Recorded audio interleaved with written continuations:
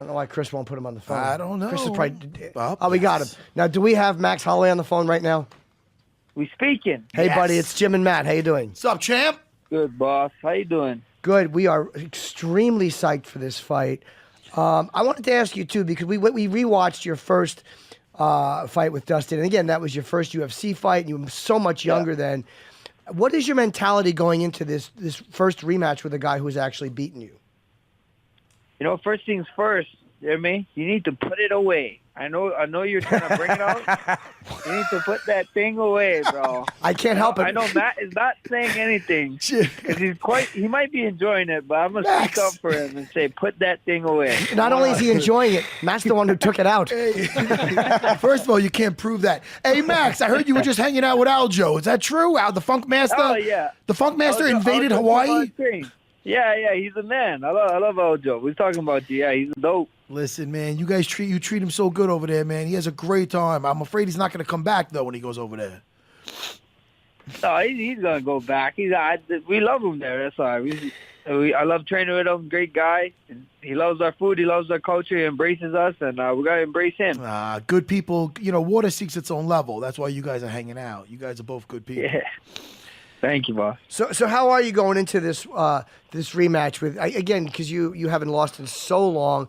Does it change anything because of your first fight, the mentality you're going into this with? Not really, man. It's just another fight. You know, like I said, you know, all these guys are cupcakes. 7 years ago, I got to taste this cupcake. It didn't taste too good. You know, hopefully this time around, it tastes much better. You know, it's funny. Now, when I first fought in the UFC, I had 8 fights. I just smoked the guys. They kind of didn't know the jiu-jitsu so good. Then I fought guys with experience like Shoney Carter, who had so many fights. I had such tunnel vision. I remember it like yesterday, and I got over it over time. Experience takes that away. But just the lights in your face, you're walking out, the nervousness of the promotion of the big show of the UFC, really, it fucked with me. I'm going to be honest with you, Max. Mm-hmm. Your first fight in the UFC was Dustin. How was your, and you only had 4 fights. How was the experience compared to that? I'm talking about walking out, not even so much the fight, just the experience of walking out. Did you have the tunnel vision? Yeah, the experience was crazy. You know, it was crazy. You know how well the UFC brings us down in before the fight for 2 hours. They try to get us there like 2.5 hours early to the fight. We got the screen in the back. We're watching the fights, and it's empty. You know, all the fights that was going on was empty. And I remember Stephen Wonderboy's fight. That's the one that he did. Me and him, I think we made our debut the same day. And he did that kick over the shoulder. And he knocked someone out, and it was like empty when he was out there. And I was like, oh, okay, not too bad, you know. And then we started getting ready, started warming up. And then when we went to a walkout, that thing was full to the gills. I was like, oh my gosh! I went from 0 to 200. You know, it was the Nick Card versus Condit, and it was crazy. You know, watching it back there and be like, oh, it's not too bad. You know, not too much people here. And then me and Dustin was headlining the FX card, and then we walk out, and it's like, oh my gosh, what am I doing? You know, and then I get to the octagon. I just remember Bruce announcing me, and I was looking at him. I was like feeling weak in the knees. I was like, do not faint on national TV. This is going to be terrible, Max. Don't do that. And, you know, the UFC jitters, I don't know. Some people say they don't got them, but it was definitely real for me. And now, what is the weight cut like for you now? Because you have to cut 10 less pounds. So are you just walking around 10 pounds heavier than you normally would, or are you just like, I can't wait for this weight cut is not going to be as bad? Yeah, you know, I just can't wait. You know, especially in this camp, we had some time to put on a little muscle. You know, I'm not big. You know, like I'm a big boy for 45, like how everybody say. But it's just another weight cut. It's another fight. It's another thing. You know, I feel great. I feel good, and I just can't wait to go and do the damn thing on Saturday night. And I know you haven't fought it this way yet, so it's easy to say, well, do you want to stay there or do you want to go back down and defend? I guess it depends on how this goes, right? Yeah. We see how it happens. You know, at the end of the day, you know, a king got to defend his throne. You know, I got a throne to defend down there. Yeah, and I was talking about it. You know, if UFC wanted to take that path with me, they would have sent over a contract with with a 45er's name on it, and that's what we would have took, you know. But no, they send over this contract, and that's what we did. You know, there's guys like Renato, that Alex guy, and a couple other people, you know. But right now they don't got. I don't think so. Any of them got any.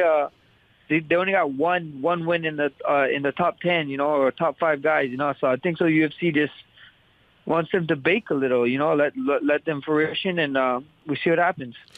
You know, I'm looking at, you know, Dustin being currently on this 5-fight unbeaten streak with Jim Miller, Eddie Alvarez, Anthony Pettis, Justin Gaethje, and Eddie Alvarez again. And I'm going to bring that up to you, but then I'm like, fuck, man, dude, you're on a 13-fight win streak. You forgot how to lose, my man. I mean, is that why you're so confident? Is that just yeah, I mean, go ahead. I've been confident my whole life. You know, I've been telling everybody I'm a champion. You know, I've been carrying myself as a champion. I just needed this, you know, 15 pounds of gold to prove it to the world. You know, but I knew, my team knew, we all knew. We just was opportunities. You know, we just was waiting for a shot, and here it is. You know, he's a killer. I'm a killer. I can't wait to go in there and have fun with him. You know, he wants some big names, and I just can't wait. You know, I can't wait. Confidence is key in this. You know, mental game is key in this game. You know, once you're out of it, once you're mentally not there, then you check out. You know, and I'm always mentally in the fight. I'm always mentally in training, and I just can't wait to do it. When something like that, when something like that happens, like after that first loss, mounted armbar, do you say to yourself, no matter what happens, that's never going to happen to me again? Yeah, you know, for sure. You know, I after that fight, I took maybe a day or so off. I went back into the gym, and I put myself in like 1,000 triangles just to get out. You know, like a lot of people they don't understand. You know, you need to put yourself in the situations when you're training. Yes. So when you go out there, when you go out to game time, you've been there. You've been doing this. You know, I'm not gonna go and practice a roundhouse kick 1,000 times and then go out there and try to throw a spinning back kick that I didn't practice. It just doesn't happen like that. You know, you got to practice what you preach, and you gotta go in there and practice stuff, even the bad stuff, even the bad situations. You know, everybody always like, oh yeah.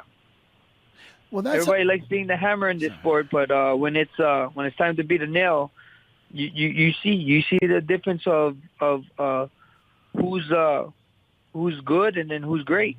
Well, yeah, that's how I know you changed as a fighter. Now, listen, if you were to fight Brian Ortega, and I had to look at a fight, let's say your very first fight in the UFC versus Dustin, and I'd be worried for you. But then if I seen that your fight, or either fight versus Jose Aldo, like I did, you're a different guy. I'm not looking at this like a rematch. I'm looking at this like the first time you ever fighting, Dustin, because you are a different fighter, man, all around, and you've grown. I don't know if you've been eating your fucking Wheaties in Hawaii, but you've grown, dude. I don't know what's in those coconuts, but dude, you like developed. Like I'm looking at the fight, you look skilled and you were game, but you kind of look like a kid, Max. He's only 20. Well, you're a fucking man now, Max. You're a fucking champion, Max. You're a fucking world champion. Yes. In Hawaii, we be eating kalo. That thing is great. What is that? It's kind of like potatoes. It's taro. Is it gluten in it? Some of them can be gluten free. Who knows? You know what's going on? But that's what they give us our powers. You know, and at the end of the day, it is. You know, he knows it. Dustin knows it. I know it. He's a different fighter from them. I'm a different fighter from then, and I just can't wait. I can't wait. You know, it's fights like these that's intrigued me. You know, my relationship with the UFC is simple. You know, we always tell them the same thing. You know, find the hardest guy that you guys think is in the promotion. Put his name. Put my name, and I'll sign it. I'll send it over to me in our contract. I'll sign it, and let's see what happens. Jimmy, Well, we love you, man. Jimmy, he's a throwback, Jimmy. Max he's a is. fucking throwback, Jimmy. Yeah, Max and Frankie Edgar are very similar in the way they seem to look at things. We love you, man. We always love watching you fight. I cannot wait for this main event against Poirier. This is Poirier Holloway too. This is for the interim lightweight title, man. And you're moving up in weight. And good luck here at 236 this Saturday, April 13th. You guys got to get this pay-per-view. Yeah, champ. Good luck, man. Thank you, guys. You guys have a good one. Put it away, Jimmy. Put it away. I'm keeping it out until you come back. You guys have a good one. Aloha. All right, see you later, Max. Later, champ. Max got a great personality. Yeah, he does. He's a different guy, Jimmy. Yep. Jimmy, I know what the fuck I'm looking at. Yeah, Jimmy. cool guy. Oh, I think meant me. I'm not looking in a mirror, Jimmy. If I was, what would I be looking at? Short guy. Thought you were going to say a Hall of Famer. Jimmy, you're mean sometimes. I can't stay mad at you, my little bird. I miss you so much when I don't see you. Don't we have a live read, Chris? Oh, How come you don't want me to pay the my bills? kids did so of well. course My we can, kids won. They did great. Oh, what were they doing? Well, my middle one got she got title. Like she got the most it's like the most prestigious thing in the whole dance competition. And my other one killed. Like her trio got like elite platinum and shit like that. Oh, it's not. You were proud. Beyond proud. Did you stand up and clap? No, I clap, but I don't want to stand up.